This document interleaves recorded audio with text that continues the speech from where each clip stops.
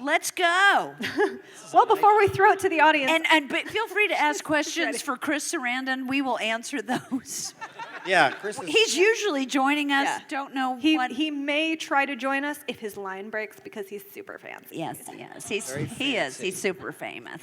Well, Okay. that's what happens when you do more than one movie. Wouldn't know. So before we kick it off to the audience, I have a couple of questions of my own. Uh-oh. If you're interested. Okay, sure. So, something that I am always interested in, myself being a huge theater nerd, I am a director by day. So, what are the things that got you first into acting, and then any other avenues that you have gone on? Because I know we have fresh others. out of the womb for me, I think. Just that's what I want to do. I started in school. I mean, I started doing plays in school and fell in love with it, and it's fun, and I'm rather imaginative, and that was it. And I tried not to be an actor for a while, and majored in colleges, which wasn't successful. And so then I ended up studying the craft in New York and began my career, and it's just been a fortunate time. But I too. You studied with someone really cool and famous. Yeah, it's a guy named Sandy Meisner, and he developed a technique called the Meisner technique, and I actually teach it now as I teach at a film school, and I too have been traveling down a different path as a director for a while. And you, William? I never met Sandy Meisner, but I hear he was a great bridge player. I grew up in a small town in Arkansas, and the main industry there was the petrochemical industry, and among the things that brought into town was money. And so a number of people, of the ladies of the community, got together and formed an art center there. And one of the aspects of that little art center was a theater program. And so I started doing that when I was very young. I was 11 years old or so, and started doing plays, and and not getting distracted by anything else, and ended up sort of doing that for a living. So. I didn't know that story. All these years I just made I've it known. up. Okay, good one. It's pretty good, though. That's a good one. I have a few other ones, but what are your, let's actually talk about the movie itself. What were your inspirations? Did you have any role models or people that you modeled your characters after, or were they completely original and just stuff that you brought as actors for yourselves? You go first on that one. Well, did I tell the small town story yet? Yes. So we had The art center? We had an art center, but we also had one cinema, and so what was on was what you watched, and because of that, I went and I saw things I might not have ordinarily seen, and including the biker movies of the early '70s and late '60s and stuff, and I don't know, it just felt like that was the place that I felt most. Engaged with not reality, but whatever that thing was. I felt most in tune with that, and in the Is Charlie on a biker? I based Am I Charlie lost in on this what story? a biker would if a vampire was a biker. Okay. No, Sure, I but can definitely see it. So It's my like my one of point the is, debates where they don't answer the question. I'm answering the question. Okay, sorry. But with a question. But I grew up watching all the movies of the '70s and stuff. So, and it was a mix of horror and comedy and drama and all that stuff. So I guess there's not really a specific thing, but I just tried to put myself in that place of what Charlie Brewster, of a kid who happened to have something that no one else believed in living next door, and so. I guess we've all had that experience, right? Right? No? And we've all had that experience of turning into a monster and then not. So, no. Fabulous hair. Yeah, and I've had this conversation with folks. It's like, why were you a redhead? I have no idea. And remember, somebody actually asked Tom. If you've got the choice, why not? Right? But asked Tom Holland why that choice, and he goes, I don't know. It's just arbitrary. But we both studied acting from a similar place, and it's all about being truthful. And so here I was, 26 years old, playing 17, and I was 17 once. So, you do that. You use your imagination and you go back there. But then Amy, the character of Amy, which was so beautifully written, and she really does have quite a journey that was fantastical. And it's just about suspending that disbelief and staying in the moment. And it was a relationship movie. And I think that's part of what made Fright Night different than a lot of horror films, especially of that era, was that it was about the humanity and the human relationships. And of course, Roddy McDowall brought so much of that to his role. And so it was just I was very engaged with my high school boyfriend. And then when Chris Sarandon's character came along, that was pretty easy to be engaged Betrayal. with. Betrayal, really, when you put it that way. Pretty much. Yeah. What can I say? You've No, already said but as actors, that's what we do. We use our imaginations, but we bring it from a place of truth. And if we don't believe it, you're not gonna. And I think as audience members, we have all had experiences where we've watched something and it's just, I don't buy it. And it's usually that. It's usually because it's not quite authentic. And I think as an actor, what you usually try to do is try to make sense. You relate to it, but you try to make sense of what the story is you're going through, right? And this was an instance from my character anyway, where it didn't make sense. I mean, there was nothing there to really bounce off of from a reality standpoint, and I think that sort of helps the movie because you see things from the perspective of the people looking at Charlie, saying, the kid's nuts. He's out of his mind or whatever. So I guess it was. Cool, thank you. All right, looks like we've got some questions already lined up, so let's go ahead and throw it to the audience. Go ahead and tell us your name. Step on up and adjust the mic as need be. Oh, Mike. Hi, my name is Amy. Good name. With red hair, okay. Yeah, With you red do. hair. Yeah. From St. Louis. Pink, I love it. I can't remember if Fright Night 1 was rated R, but Fright Night 2 was the first time I got in trouble for trying to rent a movie when I was underage. That's your fault. I wasn't in that. I think the first one might have been R. I think it so. was. It was, Yeah. yeah. And if not, it should have been. That's where my question comes in, I guess. How do you feel about doing some of the more risque scenes? Well, I kept my clothes on. No. Well, and I will share this story because there was the moment, and it's very symbolic when Jerry Dandridge bites Amy on the neck, and first she's in that gown, and then she sort of takes the gown down, and it's all of that symbolic loss of innocence thing, and I would not sign any nudity clause, and there was, I think, one girl that ended up, I think there was one girl that was revealed, that you saw her get killed or something in the Yes, window, I right? see her. Anyway, well, that wasn't gonna happen.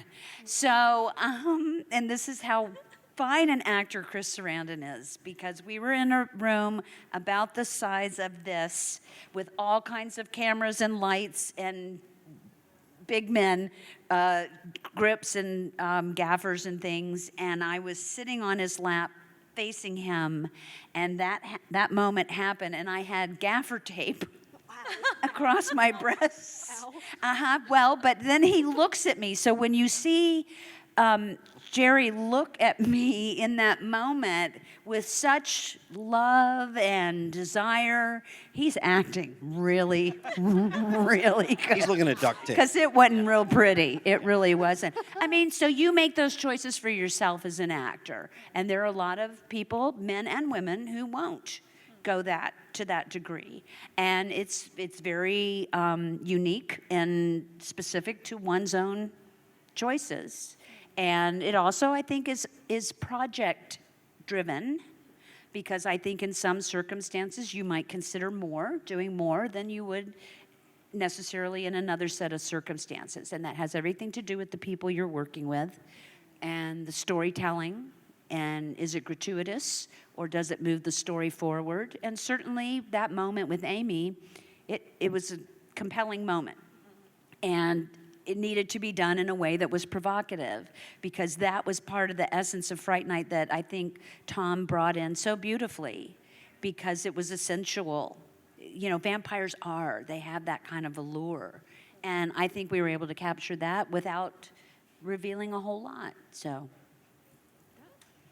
And you? I've never been asked to do anything like that. I do it, but I've never been asked to do it. So. Thank you. Thank you. Hi, what's your name? Hi, I'm Kelsey. I'm from Indiana. Hi, Kelsey. Hi. And I wish Chris Sarandon was here because this question's actually for all you guys. I'll answer on his behalf. We'll consult. We probably heard him answer yeah. something. All right. Okay. So today and just growing up, watching it and watching them with my father-in-law, we have so many types of different horror vampire films, different, genres. What do you guys, in your mind, you think is the key ingredients or makes a good horror film? Well, I think Fright Night, and part of its, like I said earlier, its appeal is that it goes a little beyond a lot of the formulaic and, who dies first and who dies second and that kind of a thing. And I think Tom Holland, and I'm a believer of this anyway, any project begins on the written page. So if it's not in the writing, no matter how many bells and whistles you apply to it, you're not really going to lift it up that much. And Tom wrote a beautiful story, and he was a beautiful storyteller, and he respected the genre. So for me, I'm biased because it was such a nice piece of work. But there's always got to be that moment that's going to get you out of the chair. And what he created, and it was the night before, we were shooting the moment where Amy reveals the mouth. Well, that wasn't planned. That makeup wasn't created. And Tom realized that he needed that Reveal. that moment. And it only lasts that long. We went through quite a process getting it together to build it and make it happen. But it's a memorable moment of the film. So I think that's an element to most horror suspense films. Yeah, and Randy Cook, I think, who was the special effects guy, one of the special effects guys, said that Tom tells the story. Maybe you've heard Tom, the director, that he went to Randy and said, "I need this sort of scary shark mouth thing, and I need it soon." And so Randy threw it together, and he said, it's going to be just a second. Tom said, it doesn't have to be fancy. It's a second of the thing. Nobody's going to notice. It's just an effect, and then we cut away from it. And Randy says, and then it ended up on the poster of the movie. So not only was it, not just a second, it was forever. But the makeup itself couldn't move. It was absolutely fixed. So I couldn't do anything but that. So if you hang on that too long, it gets weird and funny, and it's like, what is she going to do next? So it just had to be really that split second of a reveal. But I think, in answer to your question, though, I think something that our movie did that in the early 80s and through the 80s and even into the 90s, I guess, there was kind of a graphic escalation of stuff, which sort of, to me, takes away from the horror and makes it more, I guess, gore. Not that there's anything wrong with that, but it becomes kind of almost a different genre, because I think it was Lovecraft said, the thing that's really scary is what you don't know. And so what you don't experience and what you get hints of. And so for me, spooky houses and fogs and, things that creaking boards behind you are really what gets to the scary place for me, as opposed to, necessarily an axe or a knife or something like that. Thank you. So does that mean you're more into the psychological thrillers, as we might call them? Well, I think so. And supernatural thrillers, I suppose. Yeah. I suppose. Like I think I'm a fan of less is more. And again, I think it also engages the audience to use their own imaginations, like you're talking about, and be on the journey with what's going on the screen. Yeah, absolutely. Great. Hi. Hi, what's your name? What's up, guys? My name is Glendon, and I know it's been 6 years since Monsterpalooza since I've seen the entire cast, but I just had to ask, since I didn't get a chance to ask it then, how do you feel with Fright Night holding for so long since this is now 2019? Does it hold a special place in your heart, or does other projects hold a much more special place in your heart than Fright Night? Well, I think I've shared with some of you here that I kind of stopped acting after I did the television show, Married with Children. And so it was so unusual when this convention universe just has really blossomed, taken off, blown up, whatever, in the last 20 years. And we started doing the horror conventions. And I hadn't seen these guys in 20 years when we did our first one. And it was so wonderful because we had a great time. And we were at the beginning of our careers, but we just picked up with each other. I'm sure you have friends and relationships like that where you haven't seen them for a while, and then you're right back where you were. And so that's pretty remarkable. And it was a magical time. And yes, we went on to do other projects, but it did stay with me personally as that magical experience. And I think some of that magic, and I've said this before and others too, is in the project. I think it keeps that, there is this kind of wonderful thing that happened with that film, and it's just lovely that it's been able to have this life after life and generation after generation. So for me, especially not having acted for a really long time, that the two projects I'm most known for, and Fright Night's one of them, ended up being these sort of cult popular projects. I mean, that's just good luck. That's just good fortune on my part. So, Yeah, it's just dumb luck. Exactly that. I mean, we were making this little movie that was flying under the radar, even at the studio at Columbia. I mean, we had one guy come by, I think, in the course of making it, and we thought we were having fun, obviously. And Tom, the director, was a real craftsman, so that was fun. And Roddy was there, who was you'd have a history lesson between each take, which was fantastic. But it was a little movie, and it was a little thing, and it was amongst all that stuff going on in the early 80s. So we had no idea that it would have the longevity, I think, that it has. Or the following, the devotion is fantastic. No idea. Well, I just want to thank you It's for pretty special. watching it as a kid, so thank you very much for bringing it as a project. Yeah, sure. Anytime. Thank you. Hi, what's your name? Max. I was wondering what it was like working with Rodney McDowell. Roddy was great. He was a great, down-to-earth,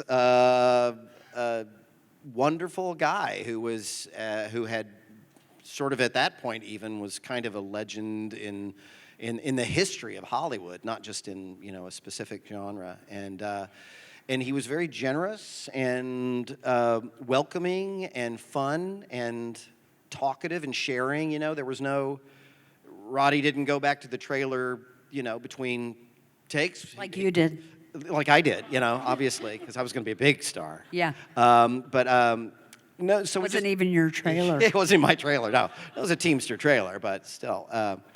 We let you go. We just let you. Yeah, they kind of pretend. invited me to go. But he would hang out, and he was, he did, I'm sure, have you seen Planet of the Apes? And I grew up on Night Gallery, and so, he was, he was there and available to talk about it, as well as talking about, he started out in the studio system in the 40s, and late 30s and 40s.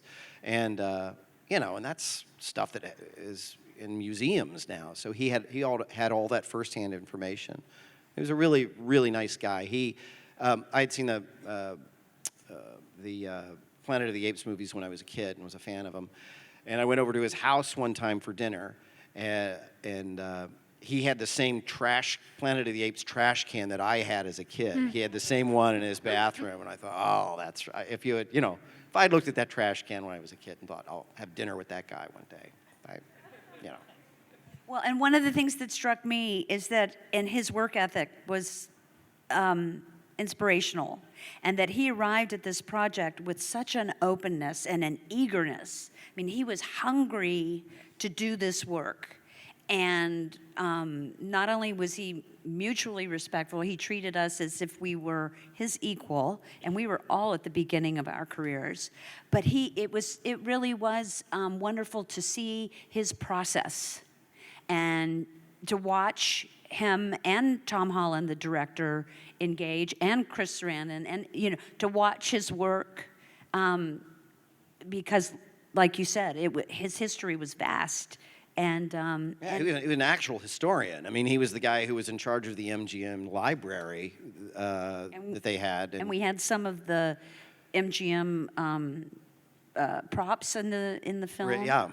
Yeah. So yeah, I mean, he was a piece of He history. had great stories to tell. I mean, it's just fun. Thank you. Sure. Thank you. Hi, what's your name? Shelby, Hi. just wondering if you all had seen the remake and what your thoughts are on it. What remake?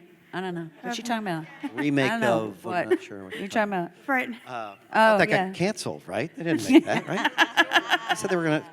Well, this is a Chris Sarandon line.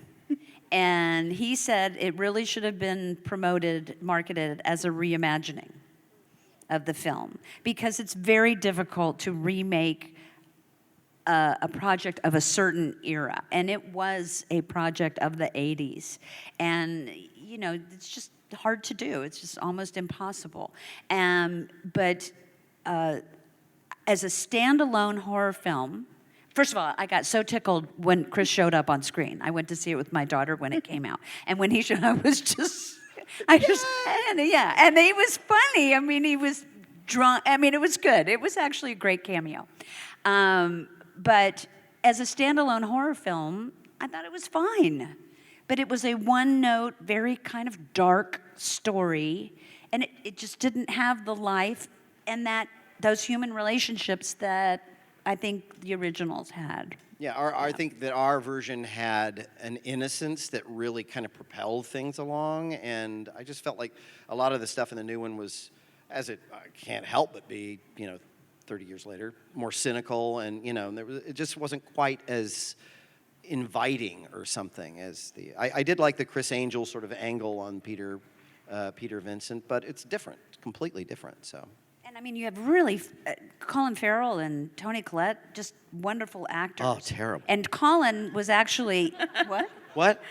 I thought you. No, I'm sorry. I thought you were going a different direction. That Colin was a huge fan of the original film. And as a kid in Ireland, said he watched it like 50 times, he and his sister. So that was kind of cute. And I also do think there was some clever setting it in Vegas, and which had a housing boom and then crash. So it left that sort of emptiness around it. But, that's my opinion. Thank you. Thank you. Hi, what's your name? William. William, where's your sign? Oh, I left it upstairs. Cute. My actual question's for you. Because this had a lot of comedy elements, is that what made you want to go into doing more comedy? You get opportunities as an actor when you're fortunate to have an audition to go to, and you get the material or some of the material. And so as a young actor, I was just eager to work. So I wasn't in a position to say, I think I'll do that, not that, not that, But I certainly loved and embraced the comedy in Fright Night. And I think, again, it's the joy factor. If the actors are having a good time and finding that joy in the work, I think it projects. And it just is interesting because I did train I was a good crier. I did train as a serious actor. Okay. You were in a soap opera, right? You're like in a soap opera, too? I don't think I cried on that, but yeah, that was my first job. That's not Yeah. comedy, though, right? I mean, Not supposed to be. But then to end up on a show like Married, which was it was very broad comedy, and it just chose me rather than me choosing it, I think. And it chose well. Well, and again, and I've shared this with some of you, to go to work every day to try to make people laugh, it's a pretty good job. Anyway. Thank you. Yeah, I'd seen Amanda and I were at the same agency at that point. Oh, that's right. And I saw her after they had done the pilot of Married with Children, but before it had started running as a series. And she was like, well, I hope it, get a few out of it, put a little something in the bank maybe. And, I don't know what it's going to do or what's going to happen. There was no Fox. It was Yeah, like, what's yeah. Fox? So I'm then sorry. it became sort of the defining show on the network. So that was really cool to watch. And very lucky. Hey, Tim. Well, I'm here under protest because I've been threatened with violent action by the lady in the middle chair. If I didn't come up here and ask a question, and it has to be good. So I may need a bodyguard when I leave out of here if this is not a good question. But considering the fact that the rear window element of the film, as well as the charming redemptive story of Roddy McDowall and the mood as opposed to the gore elements, that really made the film completely different than anything else. And if you add the remake sort of post millennial sensibilities, you can't do that. It is a film of its time, and very few films add that anymore because the Hammer days of atmosphere over jump scares and gore, the audience isn't going to buy that anymore because the attention span won't allow that to simmer. Am I right about that? I think you are. How beautifully articulated. So, great question. I think you're safe. Thank You're you. free, yeah, Thank you're you. free. I'm You're in the free. clear. No, actually, really, Tim, it was so well spoken. A really Have him truly- write the answer as well. That'd be fantastic. Yeah, okay. But Tom was a huge fan of the Hammer films, and I don't know if you've read about that, but his love of the genre is also what infused his writing on the page, and then he had envisioned every single frame of the film before we even started shooting. I think that there are some exceptions, and I've had the pleasure of working with, but Jordan Peele and Get Out had an element of that. It was and the fact that it was marketed as such a horror film, but it really was. But then it had just a point of view. It was multi-layered, and again, I think that's what Tom's script had. It had more than just those formulaic elements, and so I'm hopeful that more of that. I mean, Sixth Sense, I think, was that type of film, but it, I guess, wasn't really a horror. It was more just a suspenseful. But you nailed it. You really did. And, well, thank you. Okay. Yeah, wonderful. Top that. Hello, Joe from Tennessee. Hey, Joe. How are you? So my question is, it's actually two parts. Number one, what was your favorite scene to shoot for both of you? And also, who were your inspirations going into doing a horror movie? Did you study any other horror movies of the time? Stuff like that. I boned up on vampire lore and stuff like that. I read Dracula and stuff. But I had grown up on, as I said, Night Gallery and Eerie magazine and Creepy magazine. So I was pretty well versed in the that aspect of the supernatural sort of aspect of horror and stuff. But again, and my thing is kind of different because I was sort of the straight man in the movie, so I just had to play it as straight as I could, and that worked. I didn't have to really become a monster or a werewolf or anything, or freak or any of that. You're free to say what your favorite scene was? Because it might not include Mary. My favorite scene. I don't really know. I suppose the one where I take everybody over to Jerry's house. To Jerry's house, the confrontation sort of thing, and of course I look like an idiot at the end of it. But that was the day or couple of days where we as a cast were actually all together and sort of everybody's story kind of came together at a point, and so that was a lot of fun. And the set was amazing. It was like being inside of the haunted mansion, you know. We kind of got in trouble. Tom reminded us that we were badly behaved that day because we were catting up. I'm sure. I would expect. We nothing did less. have a lot of fun, and we were like wrangling cats. Yeah, but it was and that was we were on the old Laird Studios, the Selznick Studios, which is where Gone with the Wind had been shot. So there was a real feeling of historical presence there that was really, really great, and that was my favorite.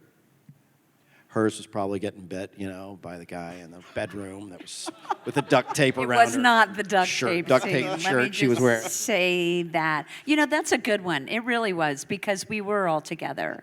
I only really had, other than that, Stephen Jeffries and I had one scene with Roddy when we came to recruit him. So that was pretty special for me because that was probably the most intimate time that I had to work with Roddy. What was your other? You had a two-part. It was, what was your favorite scene in? Who were your inspirations going in? Well, and again, I didn't approach it that way. I had, as a young actor, actors that I admired, and most of those people were people about the work, not about the celebrity. And so I kind of approached my work that way, not from the outside in, but from the inside out. And how, because I was older playing this part, and I'm much older than Billy. She used to babysit. But, it was that life experience that I could bring to this character and, again, sort of go into my youth and then also grow from it. So it was kind of different. And also because this was a fantastical character and the arc the journey she travels is not human, really, in some way, and so you just kind of commit to it and make strong choices. And Tom was a very strong director, and I trusted him. And if you just go for it, and if he wanted something different, he would certainly tell you. But for the most part, we were just on a good ride. Yeah. Awesome. Thank you both very much. Thank you. Lisa. Hello, I'm Lisa, and my question is, what gave you the most difficulty when preparing for the film or during the filming?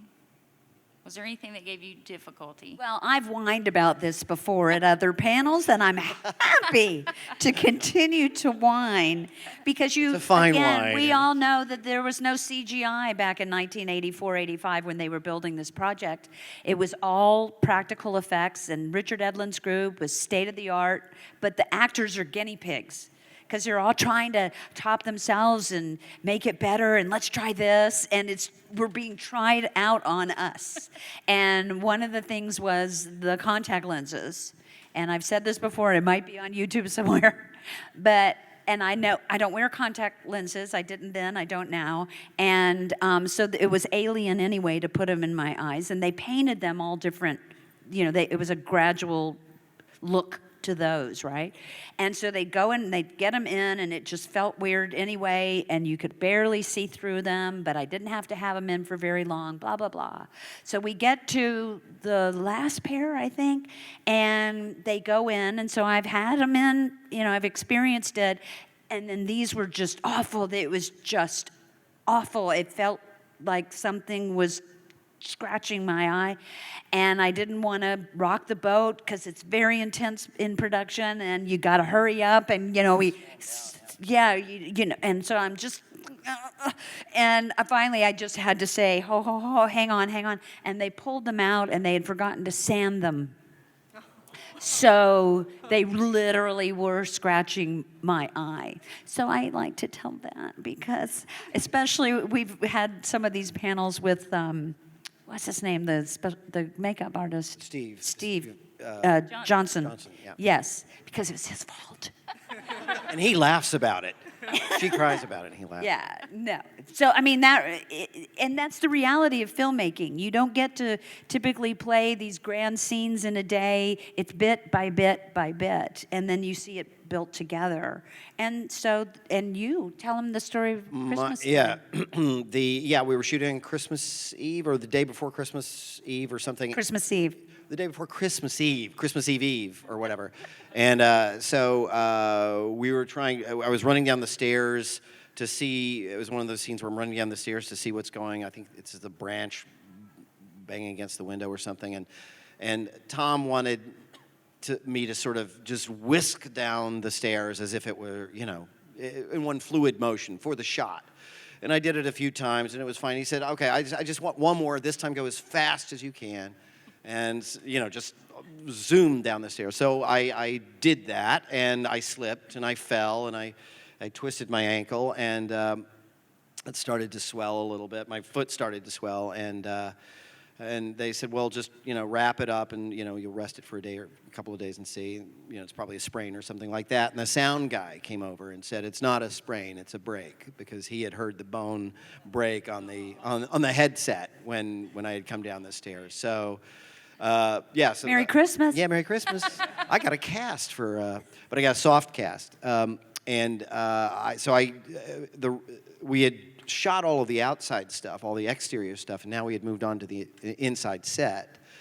And I probably would have been fired, if it was the beginning of the movie. But because they had all the expense of what they had shot outside, they wanted to keep me to save money. And so they kept me, and they brought a guy from the LA Raiders who came in and wrapped my foot every day, and you can see in a lot of the interior scenes when I'm running out of the scenes, I'm actually more falling out of the shot than running out. So it was memorable, but but worked out. Well, thank you. Thank you. That is a challenge, yeah. All right, we've got time for a couple more here. Yeah, I think we can get through everybody. Let's do it. Hi, I'm Rob. I just wondered if each of you could share a favorite memory from either from the shooting or in the aftermath of being a part of a movie with such an endearing legacy. One of the cool things, because I was a rube, wet behind the ears, newbie at all this stuff. Before the movie was about to open, Amanda and I went out for sushi. I'd never had sushi, and it was fantastic. Thank you for that. But we also there was a billboard on Sunset Boulevard right down from the Chateau Marmont. And that's where they put all of the, it's called the Sunset Strip. And that's where all the movies, now they're on sides of buildings. Now they're everywhere. But it used to be, that's where the movies went up. Yeah, and it's like having your name above the title on Broadway or something, in those days. And we drove down, and I think we took our picture in front of it. We heard it was up, but we had no idea what it was going to be. Right. We had not seen the poster, the one sheet, so we had no idea. So we pull up there and just go... Yeah, that's really cool. And they had it, and of course it's large, right? It's looming large. So as you know in the poster, there's a light in the doorway. Was it the doorway? It's the window, I think, upstairs. And so they had a practical lamp back there. So and they had billboards that would move, kind of mechanical, whatever. And so that was pretty cool. Neat, yeah. And there was that pretty face. Yay. You're on. The good news is you're on the billboard. And then we did sneak into, not in the movie, but you're on the edit, but we did sneak into, because we'd seen it at a screening, and it's an industry crowd, and they're pretty much like, yeah, prove it. Is this what is it? And so we went into the theater on Hollywood Boulevard and saw it with a real audience, and that was fun. That was pretty exciting. Yeah, just to hear their reaction to it. Thank you. Yeah, that must be pretty amazing. All right, go ahead. Ken from Indiana. William, Fright Night 2, which I really enjoyed as well. Is that a project that you and Roddy were all in on? And was there any discussion on bringing Amanda and her character Amy into that, or no? There's a Fright Night 2? I don't know what the position with Amy was. I just got a call that they were going to do it, and did I want to do it or not? And I was like, sure. I mean, You don't remember that there was another script? That I never saw the other script. I know I've heard you guys talk about I it. thought we had did I just make this all up that we had? Well, they might have read through with another Charlie or I don't something, think I guess. so. But no, I never saw it. Yeah, it just I thought there was, and the story didn't go the way they wanted, and that I was in the first one but not the second draft because they decided to go with the female. Because it was vampire. something with Chris. I think there was a problem getting Chris in the film or something. I don't know, but it would have been fun to have everybody back. But I guess you have to have something new as well, you know, to a new villain or some sort of new situation. And the second one starts out with me kind of being convinced that it didn't happen, right? So that we can go through it again, I guess. So, I mean, that would be hard to do with everybody there. And I know Stephen Jeffries was supposed to do it, I think, from what I heard. I don't. And he did 976 Evil. Yeah. So. Thanks a lot, guys. Yep. Thanks. All right, and this will be our last question. Hi. Hey, I'm Stacy from West Virginia, and my question was actually for Bill about Fright Night 2, but I have an alternative. You know, horror is a very old genre. It goes back to the very beginning of movies. I heard John Carpenter talking about this, and he had a lot of good thoughts about it. But, you know, why are the horror films of the 80s so fun? There's just something special about that era. A lot of people say it's the best era for horror. I think it is, and I think your movie is in the top tier of that. So why is horror from the 80s so much more just fun than like what you got now? Now it's like an arms race to see how uncomfortable you can become. And that's great. I like that. But, you know, Fright Night is just a fun film, and it's got all that going on. And so how did that era generate that? Well, it was a kitschy time, but it's sort of like when you're in the forest, you're not aware. But you look back on that decade, and music and the soundtrack for Fright Night was really iconic. But it was an odd decade in many ways. It was kind of kooky and excessive and alive in a way that I think was unique, and that perhaps that influenced it. It was kind of an anything goes kind of a decade, and you know, there's especially with entertainment, music especially. I'm not as probably well versed as you in that genre. I mean, I know Lost Boys, and that had that edge and sort of thing, but again, I think ours was about the script. Yeah, I think that,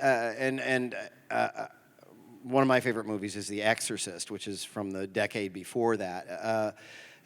But I think that, and Tom talks about this, that, you know, the cycle of horror, and, you know, it had been big in the 50s with all the nuclear stuff and some of the Hammer stuff, and the cycle had been down in the 70s. You know, there wasn't really, I mean, there was The Exorcist and But it was also parodied. Yeah, genre, towards the end made, of it, you know, you get fun Love of. at First Bite, you're starting to get those parodies and stuff. And so you have to wait till people can accept the idea, you know, or game for the idea again. And that takes some kind of reinvention. And I think especially for Lost Boys, they thought, well, let's make the vampires, you know, bad boys and stuff. And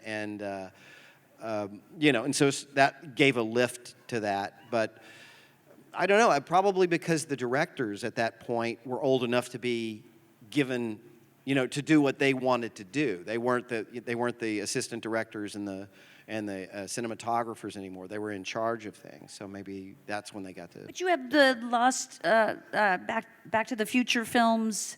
You know, there was just something, I don't know, the word colorful comes to mind with the 80s, and youthful too, right? Yeah, it was. Oh, well, in some regard, but it was more about just really going for it. It was just kind of out there. I mean, and you look at Devo and Boy George, and you know what I mean. It was all kind of happening. So I don't think it was just the horror genre.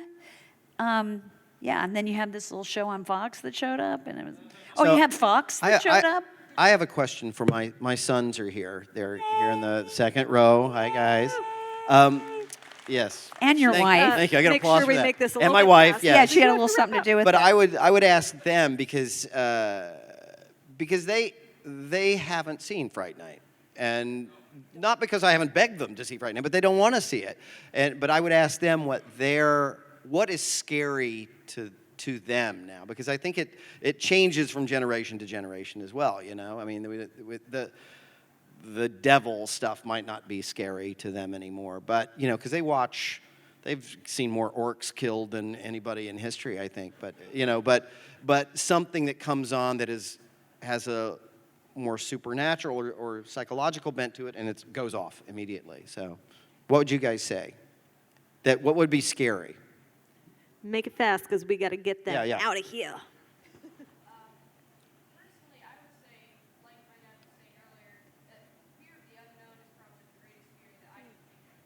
Right. So it's not knowing what's behind you or around. Okay. All right. Y'all haven't seen Fright Night yet. No. Okay. I had to take the poster down. Young? Yeah. It's all right. I respect that. Oh, I made Zoe have it in her room. Good morning. See you. Good morning. Here's Listen, Mommy.